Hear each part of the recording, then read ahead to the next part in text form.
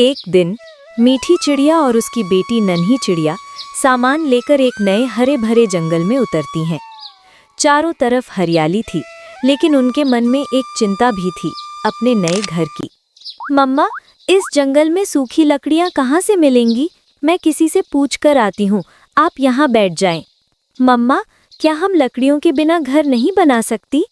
नहीं बेटी, लकड़ियों के बिना घर कैसे बन सकता है? मीठी चिड़िया अपनी बेटी को एक पेड़ के नीचे बैठाकर मदद की तलाश में निकल पड़ती है। एक नई जगह, कोई पहचान नहीं, फिर भी हिम्मत के साथ आगे बढ़ती है। उसे एक बूढ़ी फाख्ता दिखाई देती है। माँ जी, मैं इस जंगल में नई आई हूँ। मुझे और मेरी बेटी को अपने लिए घर बनाना है। हमें घर बनाने के लिए सूखी लकड़ियाँ कहाँ से मिलेंगी? बेटी, ये जंगल हरा भरा है। इस जंगल में तो सूखी लकड़ियाँ नहीं है। आपको अगर घर बनाना है तो दूसरे जंगल से सूखी लकड़ियाँ लानी होंगी। मैं तो अकेली हूँ, मैं अकेली ये सब कैसे कर सकती हूँ? ठीक है माँ जी, मैं तिनकों से अपना घोंसला बना लेती हूँ और फिर जब बारिश होगी तो देखा जाएगा। मीठी चिड़िया हार नहीं मानती। वो वापस अपनी बेटी के पास जाती है और दोनों मिलकर नया रास्ता खोजने निकल पड़ती हैं। उड़ते उड़ते उनकी नज़र एक नारियल के पेड़ पर पड़ती है। वो सामने नारियल का पेड़ है। उस नारियल के पेड़ पर नारियल के फल भी लगे हुए हैं। हम दोनों माँ बेटी उस नारियल के फल को भी तो अपना घर बना सकती हैं। नन्ही चिड़िया तुरंत उड़कर नारियल के पास जाती है और उसमें अपनी चोंच से छेद करने लगती है। वो अंदर का पानी पीती है और उसी में बैठ जाती है। कुछ देर बाद, नन्ही नन्ही बेटी, कहाँ हो आप? नन्ही, मम्मा मैं यहाँ हूँ, नारियल के अंदर। नन्ही बेटी, क्या इस नारियल में मेरे लिए भी जगह है? हाँ मम्मा, हम दोनों माँ बेटी इसके अंदर आसानी से रात गुजार सकती हैं। मुझे सूखी लकड़ियाँ नहीं मिली, लेकिन ये भी अच्छा है। ये नारियल का घर सुरक्षित भी है और मजबूत भी। रात हो जाती है और दोनों माँ बेटी उस छोटे से नारियल के घर में सुकून से सो जाती हैं।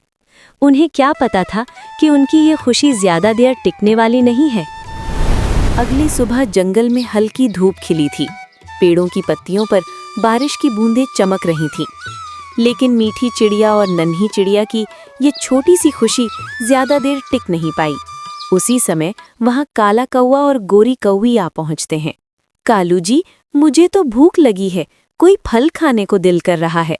वो देखो, सामने नारियल के पेड़ पर एक नारियल का फल लगा हुआ है, हम वो पर जाकर खा लेते हैं। दोनों कौवे उस नारियल के पास पहुंचते हैं और उसे खाने के लिए अपनी चोंच मारने लगते हैं। अंदर बैठी नन्ही चिड़िया घबरा जाती है। मम्मा, ये आवाज़ कैसी है? शायद कोई हमारे नारियल के घर को बाहर से चोंच मार रहा है। मीठी चिड़िया और नन्ही चिड़िया तुरंत बाहर निकलती हैं। कौवा कौवा, रुक जाओ, इसे मत खाओ, ये तो मेरा और मेरी बेटी का घर है। घर है? ये कैसा घर है? ये तो हमारा भोजन है। घर बनाना है तो कहीं और जाकर बनाओ। हम तो ये नारियल खाकर अपनी भूख मिटाएंगी। दोनों कौवे उनकी एक नहीं सुनते और नारियल को खाने लगते हैं। कुछ ही पलों में मीठी चिड़िया और नन्ही चिड़िया फिर से बेघर हो जाती हैं। नन्ही चिड़िया रोते हुए कहती है, मम्मा, इन कौवों ने तो हमारा घर ही खा लिया, अब हम कहाँ जाएंगी? मीठी चिड़िया दुखी लेकिन मजबूत स्वर में कहती है, चलो नन्ही बेटी, हम किसी और जगह चलते हैं। दोनों माँ बेटी उड़ते उड़ते पहाड़ों की तरफ पहुँचती हैं, जहाँ उन्हें एक बड़ा अनार का पेड़ दिखाई देता है। नन्ही चिड़िया उम्मीद भरे स्वर में कहती है, मम्मा, अगर हम इस अनार के फल को अपना घर बना लें तो कैसा रहेगा? मीठी चिड़िया सोचते हुए फिर उम्मीद से कहती है, हाँ बेटी, हम इस अनार के फल को अंदर से खाली कर लेते हैं और फिर आराम से इसमें रह लेंगे। दोनों मिलकर अनार को अंदर से खाली करती हैं और उसमें अपना नया घर बना लेती हैं। लेकिन किस्मत फिर उनका इम्तिहान लेने वाली थी। शाम होते ही रंगीला तोता वहां पहुंचता है। चिड़िया चिड़िया, तुम इस अनार से बाहर निकल जाओ, मैं इसे खाने आया हूँ। तोते भैया, ये अनार का फल अब मेरा घर है, मैं अपना घर नहीं छोड़ सकती। नन्ही चिड़िया मासूम लेकिन स्पष्ट स्वर में कहती है, अंकल तोते, हमने तो ये अनार का फल अंदर से पहले ही खा लिया है। मैं इसका रस नहीं बल्कि छिलका खाता हूँ। अब बाहर निकलो, ये जंगल के फल खाने के लिए हैं, घर बनाने के लिए नहीं। कहानी आगे बढ़ाने से पहले मैं याद दिला दूं, अगर आपने वीडियो को लाइक और सब्सक्राइब नहीं किया तो अगली बेस्ट कहानी आप तक नहीं आएगी। नहीं, हम नहीं निकलेंगे, तुम जाओ यहाँ से। मैं अभी कौओं को बुला कर लाता हूँ। तोता तुरंत उड़कर कौओं के पास जाता है। कौवे कौवे, एक चिड़िया ने अनार के फल में अपना घर बना लिया है, उसे बाहर निकालो, मैं उस फल को खाना चाहता हूँ। वो चिड़िया कभी नारियल को घर बनाती है, कभी अनार को। अब तो उसे जंगल से बाहर ही निकालना होगा। कुछ ही देर में काला कौवा, गोरी कौवी और रंगीला तोता तीनों मिलकर मीठी चिड़िया के पास पहुंच जाते हैं। चिड़िया, तू सीधे से अनार से बाहर आएगी या लगाऊं एक दो? कौवे, तुम मुझे कहीं भी रहने नहीं देते हो, मैं जहां भी घर बनाती हूँ तुम वहीं आ जाते हो। अगर तुमने दोबारा किसी फल को घर बनाया तो हम तुम्हें जंगल से बाहर निकाल देंगे। डर के मारे मीठी चिड़िया और नन्ही चिड़िया को फिर से अपना घर छोड़ना पड़ता है और रंगीला तोता अनार को खाने लगता है। रात के अंधेरे में दोनों माँ बेटी एक पेड़ के नीचे बैठी होती हैं, थकी हुई, उदास और बेघर। लेकिन अभी उनका संघर्ष खत्म नहीं हुआ था। रात गहरी हो चुकी थी, ठंडी हवा चल रही थी। एक पेड़ के नीचे मीठी चिड़िया और नन्ही चिड़िया चुपचाप बैठी थीं। बार बार टूटते घर और हर बार नई शुरुआत। उनकी आंखों में थकान थी, लेकिन हिम्मत अभी भी बाकी थी। मम्मा, सुबह क्या करना है? बेटी नन्ही, सुबह हमें कुछ ऐसा घर बनाना है जिससे कौवों को कोई ऐतराज ना हो। हम दोनों माँ बेटी पत्तों से घर बनाएंगे। मम्मा, क्या पत्तों से घर बन जाएगा? हाँ, जब मैं छोटी थी तो मेरी माँ केले और दूसरे पेड़ के पत्तों से घर बनाया करती थी। सुबह होते ही दोनों माँ बेटी नए जोश के साथ काम में लग जाती हैं। बेटी नन्ही, जब तक मैं पत्ते साफ करती हूँ तुम झील के किनारे जाओ और सूखी घास ले आओ। दोनों दिन भर मेहनत करती हैं, कभी पत्ते जोड़ती हैं, कभी घास बुनती हैं। थकान के बावजूद उनके चेहरे पर उम्मीद बनी रहती है और आखिरकार शाम तक वे केले के पत्तों का एक सुंदर और मजबूत घर बना लेती हैं। मम्मा, हमारा घर कितना सुंदर है। हाँ बेटी, ये हमारा अपना घर है। लेकिन तभी आसमान में काले बादल छा जाते हैं। तेज हवा चलने लगती है और कुछ ही पलों में भारी बारिश शुरू हो जाती है। मम्मा, आसमान को देखो, काले बादल आ रहे हैं। हाँ बेटा, लेकिन हमें डरने की ज़रूरत नहीं है। हमारा घर मजबूत है, ये हमें बचाएगा। आओ अंदर चलो। बारिश तेज़ होती जाती है, हवा तूफान बन जाती है, लेकिन मीठी चिड़िया और नन्ही चिड़िया अपने घर के अंदर सुरक्षित थीं। दूसरी तरफ काला कौवा और गोरी कौवी का तिनकों का घोंसला इस तूफान को झेल नहीं पाया। उनका घर टूट गया और वे दोनों भीगते हुए इधर उधर भटकने लगे। गोरी जी, अब क्या करें? हम पूरी तरह भीग गए हैं। उस चिड़िया ने ज़रूर कोई जुगाड़ लगाया होगा, चलो उसके पास चलते हैं, अब वही हमें बचा सकती है। दोनों कौवे मीठी चिड़िया के घर के बाहर पहुंचते हैं। चिड़िया, चिड़िया, बात सुनना। मीठी चिड़िया दरवाज़ा खोलती है। कौवे, अब क्या पत्ते भी तुमने खाने हैं? चिड़िया बहन, हमें माफ़ कर दो और हमें अपने घर में थोड़ी देर आ जाने दो, हम बारिश में भीग रहे हैं। मीठी चिड़िया कुछ पल के लिए सोचती है, फिर उसका दिल पिघल जाता है। ठीक है, आप दोनों अंदर आ जाइए। अगर आप ऐसे ही भीगते रहे तो बीमार पड़ जाएंगे। अगर हम आपकी मदद नहीं करेंगे तो पक्षी होने का क्या फ़ायदा? दोनों कौवे अंदर आ जाते हैं और शर्म से सिर झुका लेते हैं। हमें माफ़ कर दो, हमने तुम्हारे साथ बहुत गलत किया। आज समझ आया, असली ताकत घर की नहीं, दिल की होती है। बाहर बारिश अभी भी हो रही थी, लेकिन उस छोटे से घर के अंदर प्यार, दया और इंसानियत की गर्माहट थी। और शायद यही एक सच्चे घर की पहचान होती है। सुबह की हल्की धूप जंगल में फैल चुकी थी। बारिश रुक गई थी, लेकिन मीठी चिड़िया और नन्ही चिड़िया की जिंदगी में एक नया अध्याय शुरू होने वाला था। समय बीतता है और एक दिन मीठी चिड़िया और भोला चिड़िया एक हरे भरे पेड़ पर अपना नया घोंसला बनाते हैं। वही उनका घर था, वही उनकी खुशियाँ। उस दिन मीठी चिड़िया के जीवन में एक बहुत बड़ी खुशी आई। मेरे सपना था ना माँ बनने का, आज पूरा हो गया। मीठी, ये तो बहुत बड़ी खुशी है। इन अंडों में बस कुछ ही दिनों में हमारे बच्चे होंगे। उनकी चूं चूं से पूरा जंगल गूंजेगा। मैं अपने बच्चों के लिए जंगल से सबसे मीठे फल लाऊंगा। मैं इन्हें अपनी जान से ज़्यादा संभालूंगी। बस डर यही है कि कुछ बुरा ना हो। जब तक मैं हूँ, कोई परिंदा भी इन अंडों की तरफ आंख उठाकर नहीं देखेगा। कुछ देर बाद काला कौवा और गोरी कौवी वहाँ आते हैं। बधाई हो मीठी बहन, भोला भैया, अब तो तुम भी माँ बन गई। लगता है जंगल में सबसे सुंदर घोंसला अब तुम लोगों का है। धन्यवाद, भगवान की कृपा है। तभी वहां रंगीला तोता भी उड़ता हुआ आता है। चलो जी, अब तो हम बच्चों की चूचू सुनने का इंतजार करेंगे। धन्यवाद भैया। जहां एक तरफ खुशियां थीं, वहीं उसी पेड़ के नीचे अंधेरे में छिपा था एक खतरा, एक खतरनाक साया, जहरीला नाग। वो धीरे धीरे रेंगता हुआ ऊपर चढ़ रहा था। उसकी नज़र सिर्फ एक चीज पर थी, मीठी चिड़िया के अंडे। अचानक मीठी चिड़िया की नींद खुल जाती है। भोला भोला, मुझे कुछ अजीब सा एहसास हो रहा है। घोंसला हिल रहा है।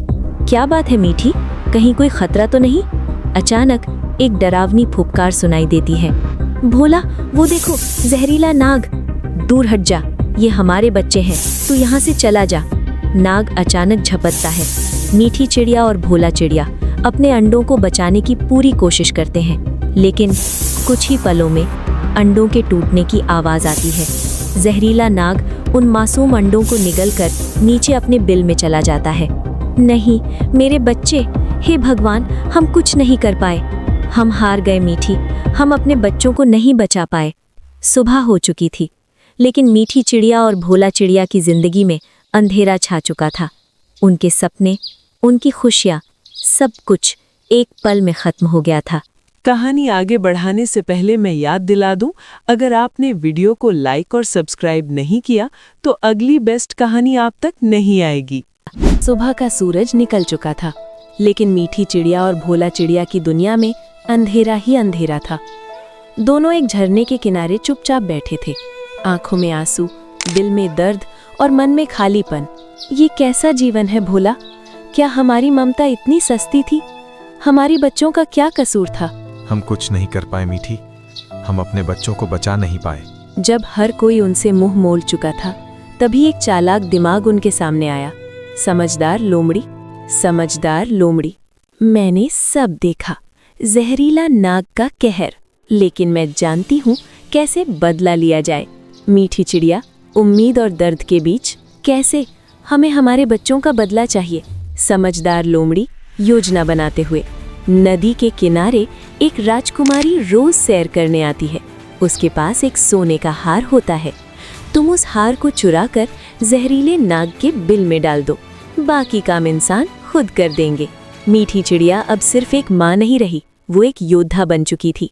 उसकी आंखों में अब आंसू नहीं, बल्कि बदले की आग थी। अगले दिन नदी के किनारे सोने वाली राजकुमारी स्नान कर रही थी और उसका चमकता हुआ हार किनारे रखा था। तभी मीठी चिड़िया धीरे धीरे वहां पहुंचती है।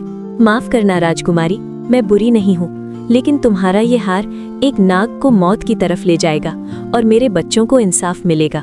मीठी चिड़िया तुरंत हार को अपनी चोंच में पकड़ती है और तेज उड़ान भरते हुए वहां से निकल जाती है। सोने वाली राजकुमारी, अरे मेरा हार! सैनिक, सैनिक, सैनिक! क्या हुआ राजकुमारी जी? एक चिड़िया मेरा हार लेकर जंगल की तरफ उड़ गई। इधर मीठी चिड़िया सीधा जहरीले नाग के बिल के पास पहुंचती है और बिना देर किए वो हार को नाग के बिल के अंदर डाल देती है।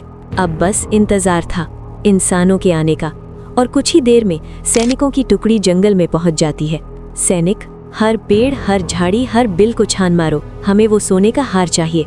सैनिक खोजते खोजते आखिरकार जहरीले नाग के बिल तक पहुंच जाते हैं, और जैसे ही उन्होंने अंदर देखा, सैनिक चौंकते हुए, देखो यही है सोने का हार और ये नाग के बिल में है। दूसरा सैनिक गुस्से में, इस जहरीले सांप को तुरंत मारो। सभी सैनिक अपने हथियार निकालते हैं और जहरीले नाग पर हमला कर देते हैं। कुछ ही पलों में नाग मर जाता है। इंसाफ हो चुका था। दूर खड़ी मीठी चिड़िया और भोला चिड़िया ये सब देख रहे थे। मेरे बच्चों, आज तुम्हारा बदला पूरा हुआ। भोला चिड़िया, धीमा संतोष भरा स्वर, तुमने हार नहीं मानी मीठी, तुमने एक माँ होने का फर्ज निभाया। अब दर्द के बाद एक नई उम्मीद की शुरुआत होने वाली थी। मीठी चिड़िया और भोला चिड़िया फिर से एक नया घर और नई जिंदगी बनाने के लिए तैयार थे। समय बीतता गया, दर्द धीरे धीरे कम होने लगा, और एक दिन मीठी चिड़िया और भोला चिड़िया ने फिर से एक नई जिंदगी शुरू की। अब वो नदी के किनारे पत्तों से बने एक छोटे लेकिन प्यारे घर में रहने लगे। उनके साथ थे उनके 2 नए बच्चे, नन्ही चिड़िया और उसका छोटा भाई। सुबह का समय था। मीठी चिड़िया अपने बच्चों को दाना खिला रही थी। तभी रंगीला तोता वहां आता है। मीठी चिड़िया, चलो चलो, सब तुम्हारा इंतजार कर रहे हैं, हमें देर हो जाएगी। तोते भैया, आज इतनी जल्दी क्या है? आप जाओ, मैं बच्चों को नाश्ता देकर आती हूँ। अरे नहीं बहन, आज खेत में बहुत दाना मिलने वाला है। इंसान ने कल ही फसल काटी है, मौका हाथ से गया तो हम बस देखते रह जाएंगे। ये कहकर रंगीला तोता उड़ जाता है। ममता भरा स्वर। मीठी चिड़िया अपने बच्चों की तरफ देखती है। बच्चों, दाना खाकर खेलना, लेकिन घर से बाहर मत जाना। और अगर जाना भी पड़े तो याद रखना क्या करना है। नन्ही चिड़िया आत्मविश्वास से। हाँ मम्मा, हमें पता है। पहले दरवाजे से बाहर झांकना है, फिर आसमान देखना है, और अगर कोई बिल्ली या इंसान दिखे तो वापस घर भागाना है।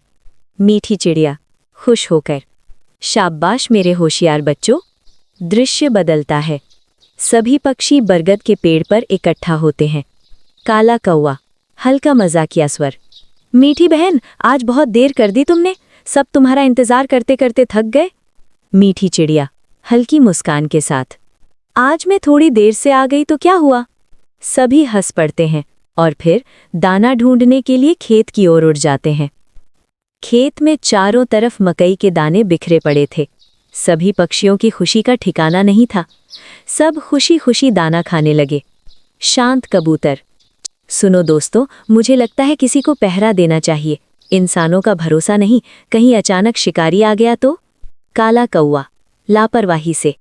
अरे कबूतर महाराज, इतना टेंशन क्यों लेते हो? ये जो दाना पड़ा है ये किसान के काम का ही नहीं है। खाओ, मजे करो, चिंता मत करो। सभी पक्षी मस्ती में दाना खाने लगते हैं। लेकिन अचानक एक जाल गिरता है और काला कौवा उसमें फंस जाता है। अरे बचाओ बचाओ, ये जाल, ये तो गले पड़ गया। डर। बाकी सभी पक्षी घबराकर उड़ जाते हैं और पास के पेड़ पर बैठ जाते हैं। नन्ही चिड़िया डरी हुई आवाज। मम्मा, अब क्या होगा?